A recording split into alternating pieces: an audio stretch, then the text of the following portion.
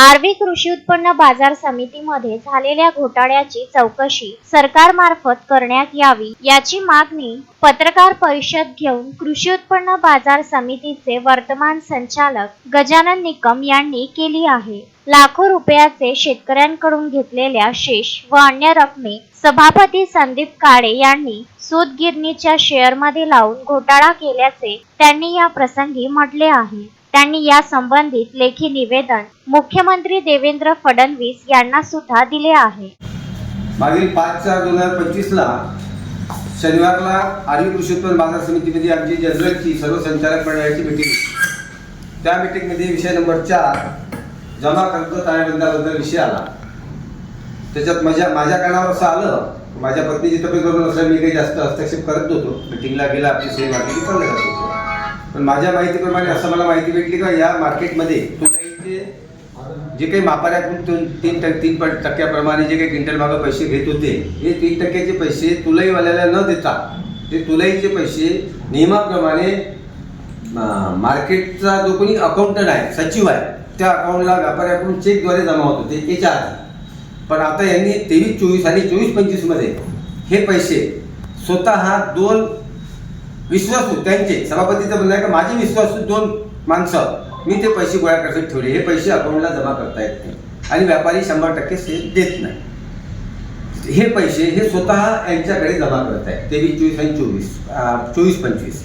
अंदाजे 31 मार्च 2025 पर्यंत या 2 वर्षाचे कमीत कमी 40 लाख रुपये जमा झाले आणि 40 लाख रुपयापैकी फक्त मापाऱ्याला तुम्ही विचारू शकता, मापाऱ्याने स्वतः लिहून दिला आहे मला त्या दिवशी रेट केला मी तर का आम्हाला फक्त 30% पैसे देते.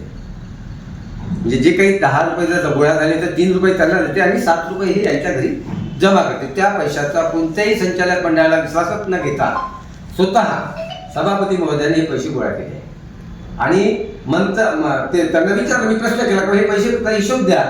तर ते म्हणतात की या पैशाचा हिशोब माझे विश्वास आहे, ते सांभाळतात, या पैशाचा रेकॉर्डवर हिशोब घेता येत नाही.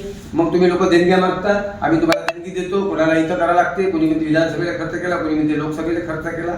म्हणजे मार्केटचा पैसा हा बाकी ठिकाणी वापरता येते का? नाही.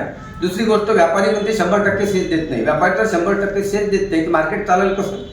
मार्केट चालणार नाही. मार्केटमध्ये शेष येईल तेव्हाच कर्मचाऱ्याचे पगार होईल, मार्केटमध्ये काही ना काही विकास होईल, सेल जमा होईल, पैसे जमा होईल. आजच्या परिस्थितीत मार्केटचे काही 7-8 5-6 करोड रुपये जे काही फिक्स आहे त्या पैशातून स्वतःची सभापती महोदयाने लक्ष्मी काहीतरी सूतगिरणी काढली आहे. त्या सूतगिरणीसाठी जनरलच्या मीटिंगमध्ये त्यांनी मागणी केली आहे की मला शेअर्स रूपात 36 लाख रुपये देण्यात यावे. आता तुम्हीच त्या सूतगिरणीचे प्रवर्तक आहे, तुम्हीच त्या सूतगिरणीचे अध्यक्ष आहे आणि तुम्हीच मार्केटचे सभापती आहे.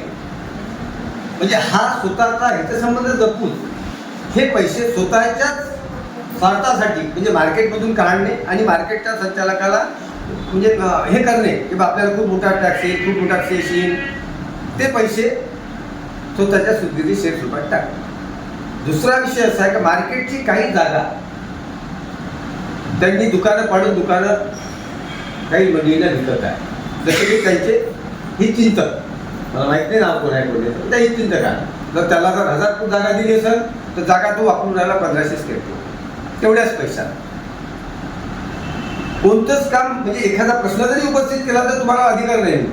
म्हणजे आम्हाला डॉक्टर बाबासाहेब आंबेडकरनं एवढा मोठा अधिकार दिला संविधानाने, मत मांडण्याचा अधिकार आहे ना संचालक म्हणून.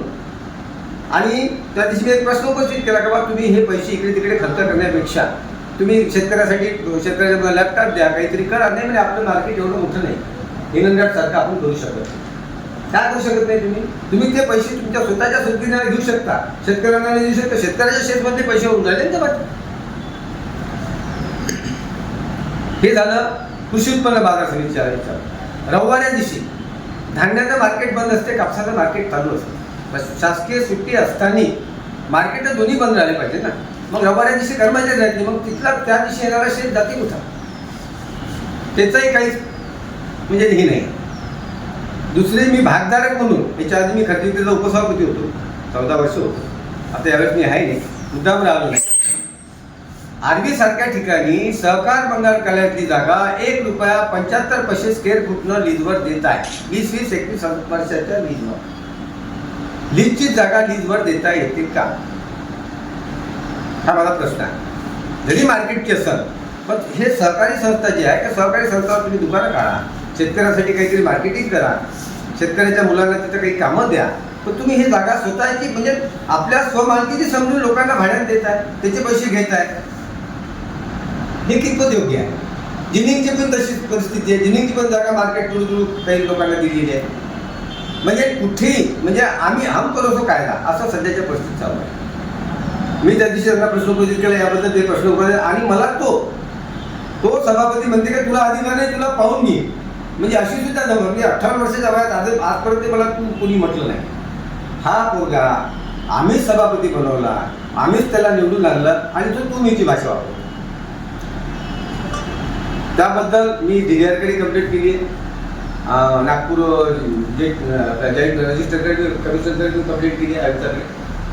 आणि उद्या मुख्य आता पालकमंत्री म्हणाला सहकार आपल्या जिल्ह्याचे पालकमंत्री सहकार मंत्री राज्यमंत्री त्यांना पण आता निवेदन देणार आहे. आणि मी मागणी केली आहे का मार्केटवर असा भ्रष्टाचार याची चौकशी करून इथलं जे संचालक मंडळ आहे बरखास्त करा आणि गुन्हे कारवाई त्यांच्यावर गुन्हे दाखल करा जो कोणी त्याच्या दोषी असेल त्याच्या, अशी मागणी मी करतो. अश्विन शहा, विदर्भ न्यूज, वर्धा.